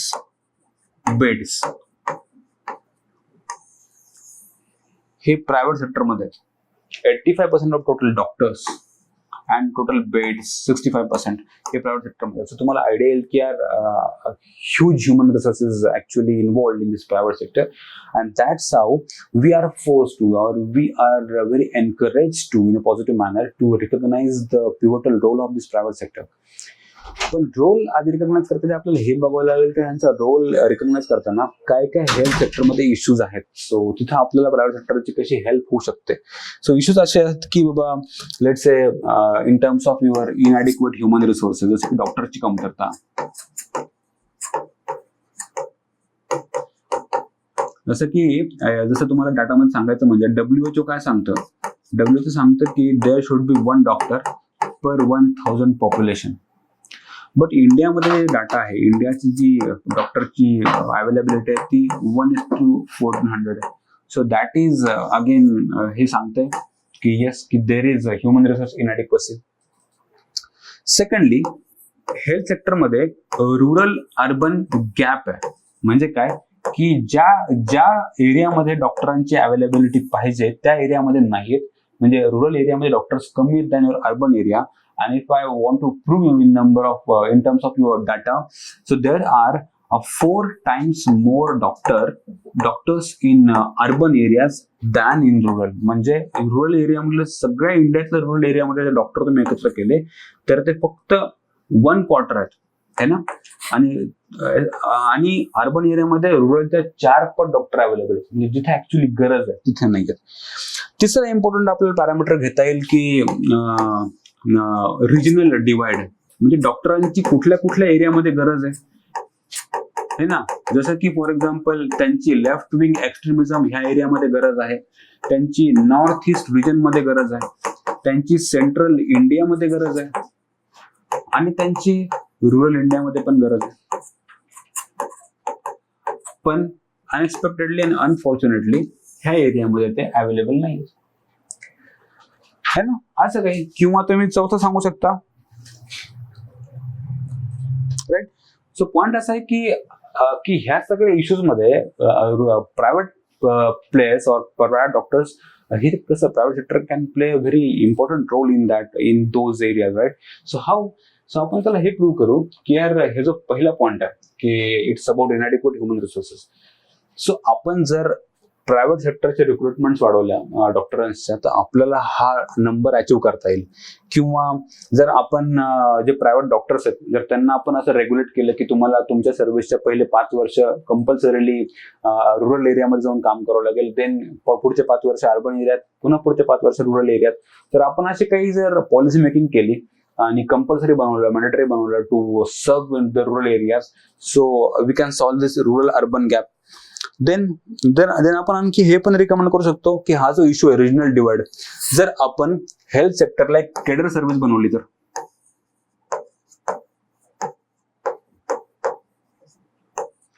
हे ना काय होईल, म्हणजे काय की तुला कंपल्सरी त्या एरियात पोस्टिंग भेटलं तर जावंच लागेल ना, राईट. केडर बेस्ड सर्व्हिस बनवली तर म्हणजे काय की आपल्या प्रायव्हेट सेक्टरमध्ये ह्यूज पोटेन्शियल आहे to solve this issues. So let's see की काय क्वेश्चन आहे. The private sector in healthcare can play pivotal role to achieving SDG exam. So let's see की पहिला आहे की SDG 3 तर ऑफकोर्स येस की जो हेल्थ बद्दल की ensure healthy live and promote wellbeing of all at all the ages, right. Then over the past of the decade की चेंजिंग डेमोग्राफी अँड लाईफस्टाईल ह्याच्यामुळे काय होतं की आपले मोर्टॅलिटी अँड मॉर्बिडिटीचा प्रॉब्लेम होत चाललाय. देन ते प्रायव्हेट सेक्टर कसं हेल्प करू शकतं. आणि yes, by the way, just 1.2% of GDP we are spending on this health sector, but actually national health policy recommends for 2.5%. You know that, right? So despite that recommendation, we are spending just 1.2% here. Then जो पुढचा topic आहे की private sector in the health care can play a pivotal role. How? So of course is lack of resource and infrastructure मध्ये की ते help होऊ शकते त्यांच्या ह्युमन रिसोर्सची, त्यांच्या इन्फ्राची, त्यांची फंडिंगची. ह्या टर्सरीमध्ये हेल्प होऊ शकते, कॅपिटलमध्ये हेल्प होऊ शकते की फंडिंगची, राईट? सो आणखी सांगायचं असेल तर पण येस, आपण जे मगाशी बोललो जसं की ह्युमन रिसोर्सेस, रिजनल डिवाइड कमी करायला, रुरल एरियामध्ये प्रेझेन्स वाढवायला, क्वालिटी ऑफ सर्व्हिस वाढवायला, देन तुमची आउट ऑफ पॉकेट एक्सपेंडिचर कमी करायला, या सगळ्यामध्ये आपल्याला प्रायव्हेट सेक्टरचा रोल इम्पॉर्टंट आहे. ओके.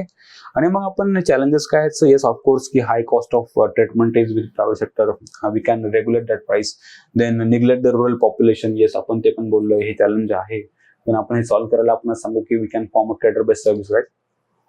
आणि मग शेवटी आपण जरा सांगू की हेल्थ सेक्टर हे खूपच एक इम्पॉर्टंट सेक्टर आहे की ज्याच्यामध्ये आपल्याला त्यांची हेल्प घेणं आवश्यक आहे. आणि with the trust and common objective जर आपण गेलो तर पब्लिक प्लस प्रायव्हेटने आपण जाऊ शकतो. That's why we will recommend the PPP model for health sector, है ना? Then the very last question is question number 10. In the countries like India, social security in its modern form has been a response to many of the issues arising out of the developmental processes. So, hi, innovative question होता, by the way, the most innovative question I have ever seen in this mission batch.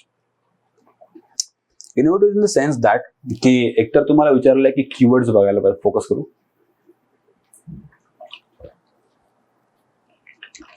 Keyword असे आहेत की first keyword is like countries like India. They are not talking about just India. Countries like India, right? Like. Second, social security आहे पण in its modern form. And third, response to many issues arising out of developmental process. You have to discuss that. म्हणजे काय की countries like India, in the country like India, social security in its modern form has been a response to many of the issues arising out of developmental process.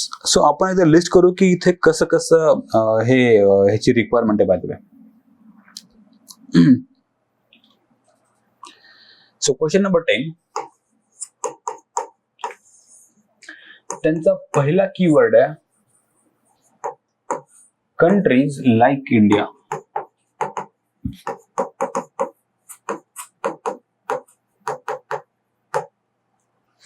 त्यांचा दुसरा keyword आहे social security in its modern form.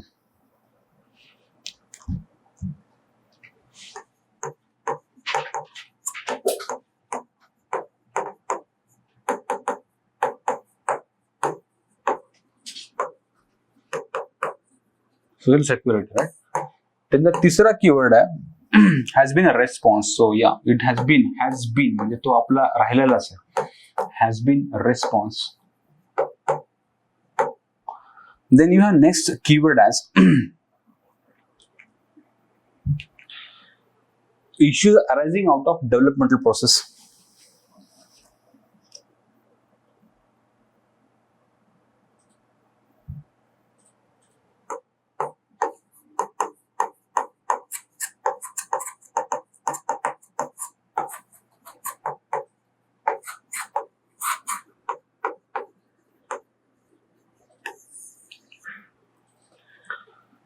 आधी इथे बघू की यार आपल्याला हे माहित पाहिजे की कुठले कुठले इश्यूज आहेत out of this developmental process. So आपला तो पुढची हा टॉपिक असणार आहे की issues out of developmental process. मग आपण त्या क्वेश्चन मध्ये लिस्ट करणार 1 2 3 4 5, जसं की let's say displacement of this tribal people, of tribes, you know, किंवा you can say environmental pollution and threat to wildlife, migration, unsustainable agriculture,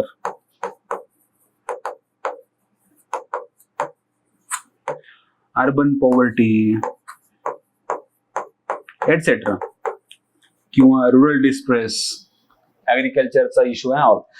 म्हणजे काय की आपण हा टॉपिक हँडल करतोय की इश्यूज कुठले कुठले आहेत है ना. त्याच्यासाठी आपण रिस्पॉन्स कुठला दिलेला आहे नेहमी, सोशल सेक्युरिटी. म्हणजे काय की हे जे प्रॉब्लेम्स आहेत त्यांना आपण सोशल सेक्युरिटी दिलो, राईट. की डिस्प्लेसमेंट हँडल करायला आपण सोशल सेक्युरिटी, त्यांचं रिहॅबिलिटेशन, हा त्याचा मॉडर्न फॉर्म झाला रिहॅबिलिटेशन. देन एन्व्हायरमेंटचं पोल्युशन जो होतंय त्याला आपण सोल्युशन द्यायला आपण लेट्स से की EIA चं कॉम्पेन्सेशन, त्याला आपण इन्व्हायरमेंटल इम्पॅक्ट असेसमेंट कम्पेन्सेशन है ना, किंवा त्याला आपण म्हणू की कॅम्पा फंड. हे पण एक new form of your social security, CAMPA fund. Then मायग्रेशनला आपण हँडल करायला लेट्स से की आपण त्यांना बेटर एज्युकेशन अँड हेल्थ देतोय है ना, किंवा स्किलिंग देतोय आणि त्यांच्या चिल्ड्रनसाठी आपण रेसिडेन्शियल स्कूल्स उघडतोय. देन अनसस्टेनेबल ऍग्रिकल्चरसाठी आपण काय करतो, सॉरी ऍग्रिकल्चर नाही, हे अर्बनायझेशन होतं, अनसस्टेनेबल अर्बनायझेशन. सो आपण स्कीम्स लाईक युअर JNNURM, किंवा आपण त्याला म्हणू की नॅशनल अर्बन लाईव्हलीहूड मिशन, हे पण एक नवीन अप्रोच आहे. DBT आहे, टेक्नॉलॉजी आहे, अर्बन पॉवर्टीला हँडल करायला पण ह्या स्कीम्स वापरतात आपण. So point is that will again come to question की इश्यूज काय आहेत आउट ऑफ डेव्हलपमेंटल प्रोसेस, आणि त्याचा रेस्पॉन्स हा कुठला राहिलेला आहे आपला social security in the modern form. आपण बघितलं की कुठले कुठले, आणि in the countries like India, not only India, म्हणजे आपण इथे ऍड करता येईल let's say example of countries like इंडियामध्ये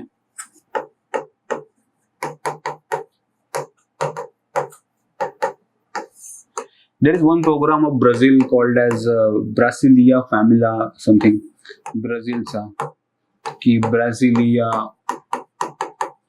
फॅमिलिया समथिंग है ना. अगेन एक सेंट्रल एशिया, साऊथ अमेरिका मधले एक कंट्रीज मध्ये you have one scheme called as Fortunitas something, right. असे तुम्हाला स्कीम्स आहेत, बाकीच्या कंट्रीजमध्ये त्या स्कीम्स चाललेल्या आहेत, राईट. तर तुम्हाला ह्याला कंट्रीज लाईक इंडिया, तर तुम्हाला ह्यांना आणता येईल. म्हणजे त्याला सांगायचंय काय की मग आता फोकस काय की यार मग why this has been our response, हा टॉपिक आहे. म्हणजे याचं काय कारण, किंवा what was the need for social security as a response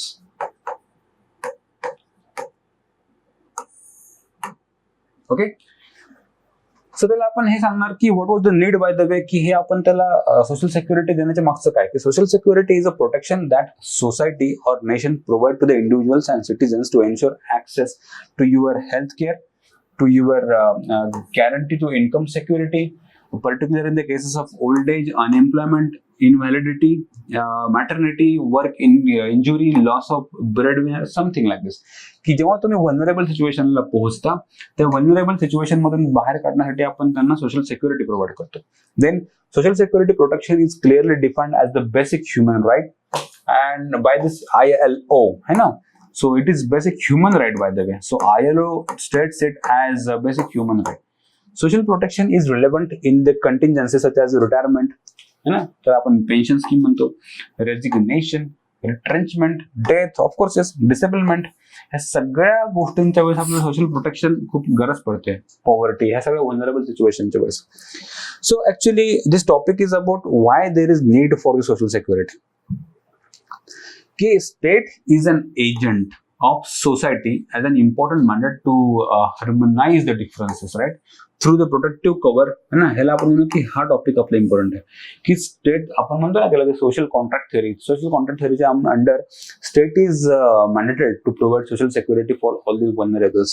So as state as an agent of society has an important mandate to harmonize such differences through this protective cover to poor, weak, you are deprived and disadvantaged. The spike in the informal sector of Indian economy after LPG reforms brought into picture the vulnerabilities of the population working in this sector. This is called as a fundamental shift in the social security, marginalized. So हे informal sector मधल्या ज्या वर्कर्सला आपण जे देतोय social security, त्याला आपण म्हणू की new form. Happens at urbanisation, your migration, demographic arrangement, further placed for a betterment and more inclusive social security measures. So what social security measures government घेत आहे of India? पहिलं आहे की pension. The Employees Provident Fund Organization, that is EPFO, under Ministry of Labour and Employment, has 3 schemes to ensure the social security. The first is the Employees Provident Fund Scheme 1952, Employees Pension Scheme 1995, and Employees Deposit Linked Insurance Scheme, that is 1976. तुम्हाला स्कीम्सला mention करता येईल. एखादी यातले जर तुम्ही mention करू शकले तर इट इज टोटली फाईन. जे आपल्याला देतं की 20 मोअर्स अँड ऑल, त्याला आपण पेन्शन देतो, right. Especially civil service, coal mine, tea plantation workers etcetera. Then what we have regarding your health sector benefits, जसं की पहिला की your the Employment State Insurance Act and Employment State Insurance Amendment Rules of 17, then Pradhan Mantri Jeevan Jyoti Yojana, then you have Pradhan Mantri Suraksha Bima Yojana, then you have Atal Pension Scheme, and तुम्हाला हे details तर माहितीच आहे. आणि about disability benefits की we have employees compensation act of 23. Then maternity मध्ये की the maternity benefit amendment act of 2017 है ना, जो ऍक्ट होता 1961 चा. सो इथे paid maternity for 26 weeks first 2 चिल्ड्रनसाठी आणि 12 वीक्स हे फॉर थर्ड चिल्ड्रनसाठी. नंतर under gratuity you have the payment of gratuity act of 1972. Then you have factories act, shops and commercial establishment act, then state government industrial employment standing orders etcetera etcetera. We have various an number of schemes for this social security benefits. So आपला topic असा होता की what is the need for the social security benefits. Need अशी होती की the role of the state protection role, protection of vulnerables, किंवा की बाबा empowerment और upliftment.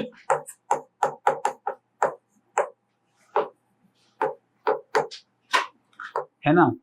So to reduce vulnerabilities, ह्या सगळ्या कारणासाठी आपण सोशल सिक्युरिटी प्रोव्हाइड करतो. हा आता कंटेक्स्टचा क्वेश्चन होता. So will look into that question again. की क्वेश्चन विचारला होता काय बाय द वे, की क्वेश्चन असं विचारला होता की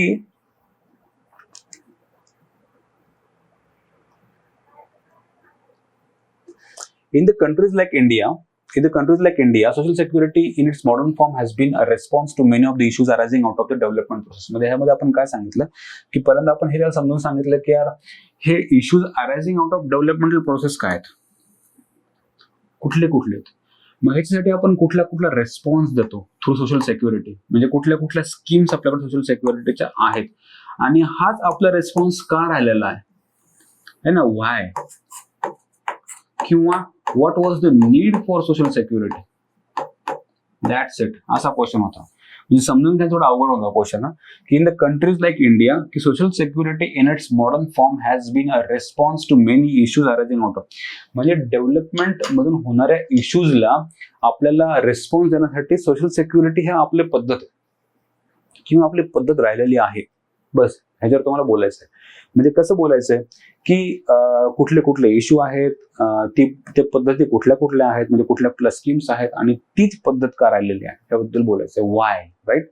आणि in the countries like India, म्हणजे फक्त इंडिया नाही तर 1-2 एक्झाम्पल बाहेर काढले तर मग तो थोडा बॅलन्स होईल. इंडिया आपल्याला फोकस तर करायचं आहे, 80% उत्तर इंडियावर जाईल, पण you have scope to add a couple of examples from the other countries regarding their own social security services in that particular country, right. So I hope this question number 10 is again clear, and I would like to conclude here with this session. I am very thankful for you.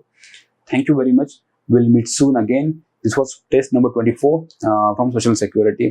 Study well. Best of luck. Thank you.